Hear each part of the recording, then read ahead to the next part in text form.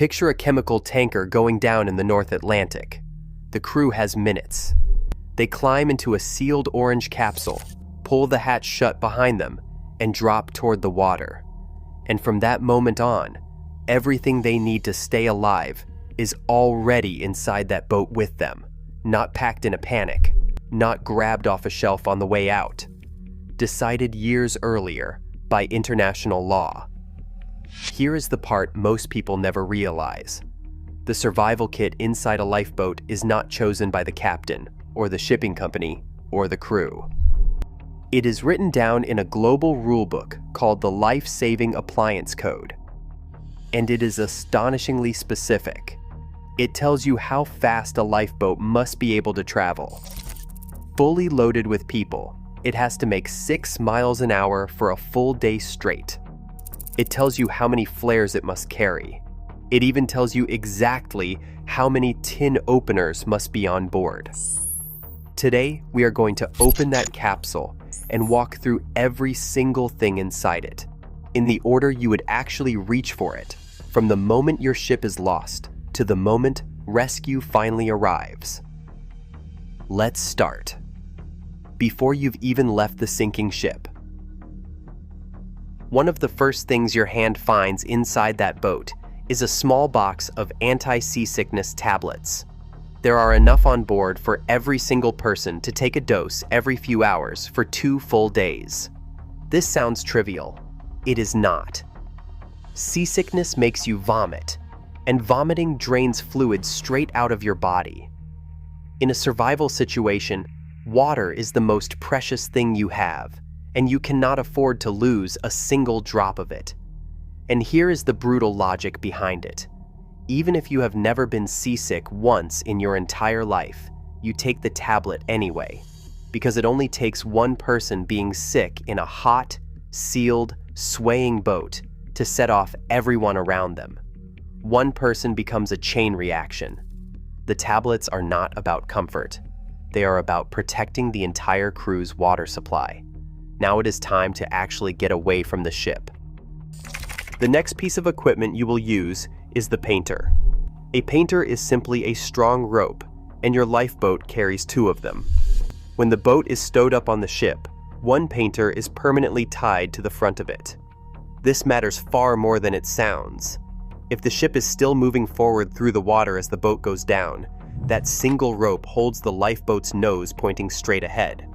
Think of it like flying a kite.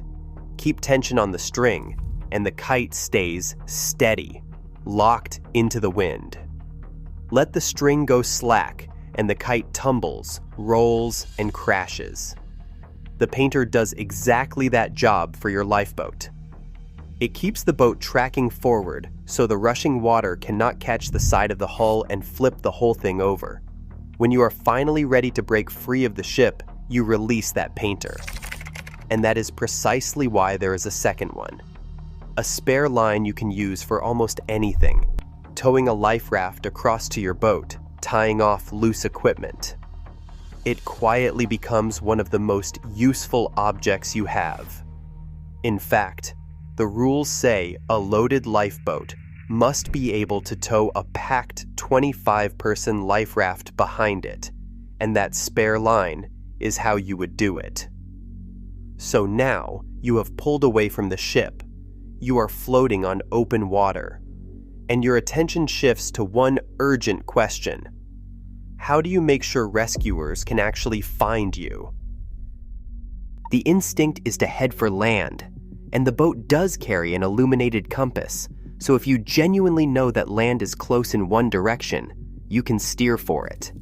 And if the engine ever fails, the boat carries enough oars to row your way forward through calm water. But usually, the smartest move is the exact opposite. You stay. You stay right where your ship went down, because that is the precise spot rescuers will begin their search. The problem is that the ocean does not let you stay still. Wind pushes the boat. Current drags it. Waves shove it. Drift away from that position, and you drift away from your single best chance of being found alive. So you deploy the sea anchor. A sea anchor is not an anchor in the way you are picturing it. It does not sink, and it never touches the seabed. It is a large cone of heavy fabric, shaped a little like an open bucket, that you stream out into the water ahead of the boat on a line. It works like a parachute, but underwater. The same way a drag chute blossoms open behind a fighter jet to claw it to a stop down the runway, the sea anchor fills with water and drags hard against it. It slows your drift to a crawl, and because it pulls steadily from the front, it keeps your bow pointed into the wind and the waves, which makes the whole boat ride far more comfortable for everyone packed inside. And if that sea anchor ever tears or fails completely, you improvise. The boat carries a buoyant bailer and 2 buckets, mainly for scooping water back out of the hull. Tie one of those buckets to your spare painter, throw it over the side, and you have just built yourself a brand new sea anchor out of spare parts. Now here's something that will not make sense at first. Open the locker and you will find a complete set of fishing tackle. Hooks, line, the works. Every lifeboat on Earth is legally required to carry it. So your obvious assumption is that it's there for food. You're adrift at sea, surrounded by fish, so naturally you fish. Simple. Wrong. The fishing kit is not really there to feed you at all. Here's the counterintuitive truth. Eating raw fish actually works against you. Digesting all that protein pulls water out of your body, and dehydration will kill you long before hunger ever gets the chance. You would only ever fish for food if you had already secured a large, reliable supply of fresh drinking water. And most of the time, you simply won't have one. So why carry it at all? Morale. The fishing tackle exists to give people something to do, something to focus on, something that feels like progress. Hope and routine are what keep a crew alive through long days at sea, and a bored, hopeless crew is a crew in real danger. The kit feeds the mind, not the stomach. Now let's get you rescued. When help is out there searching for you, it is almost certainly searching with radar. So the lifeboat carries a radar reflector, and your job is to hoist it as high as you possibly can. A radar reflector uses the cat's eye effect. It catches the radar pulses sweeping across the ocean and throws them straight back toward where they came from. It is the same trick as the little reflector bolted to the back of a bicycle. It does not make any light of its own. It just bounces a car's headlights directly back into the driver's eyes, so a small, faint object suddenly screams for attention in the dark. You strap that reflector to an oar, or to one of the boat hooks, to get it as high into the air as you possibly can, because height is everything here. The higher it sits, the further away a ship's radar can pick you out of the empty ocean.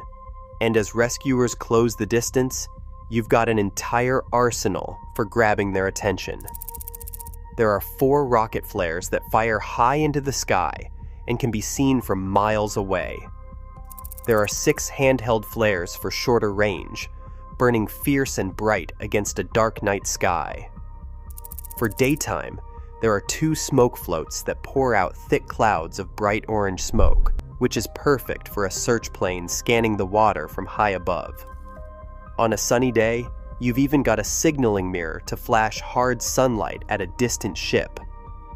At night, there is a powerful searchlight that cuts across the water, plus a separate torch with spare bulbs and spare batteries, so it never simply dies on you.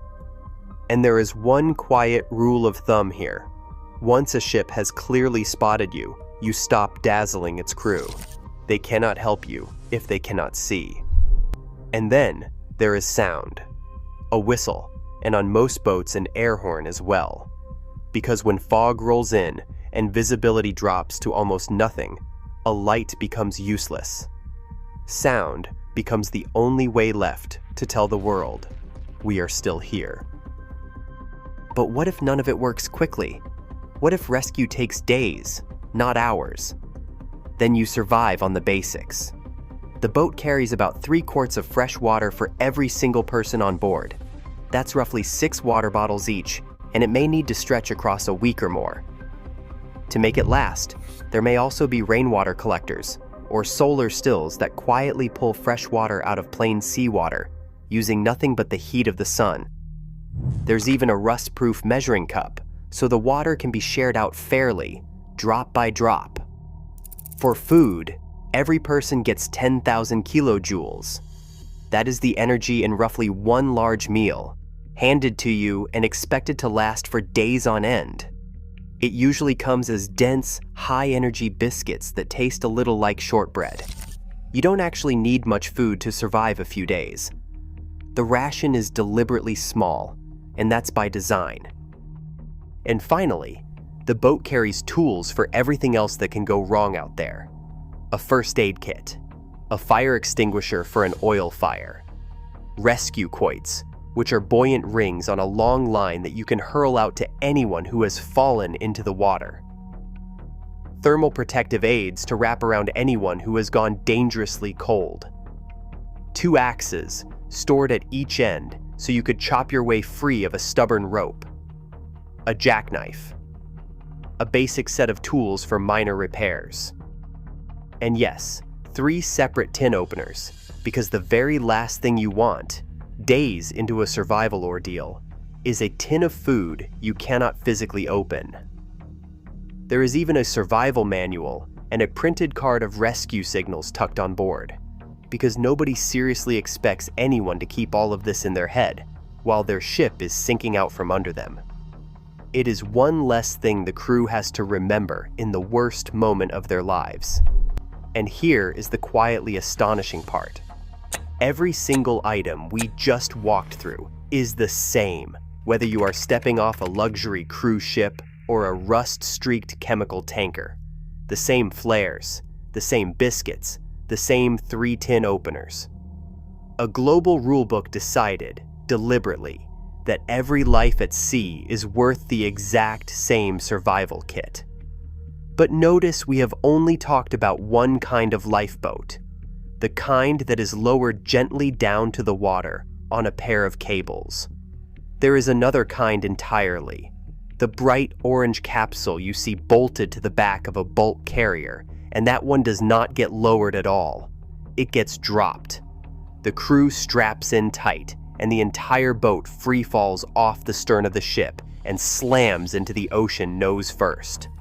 How anyone survives a deliberate plunge like that without snapping their spine on impact comes down to some genuinely clever physics.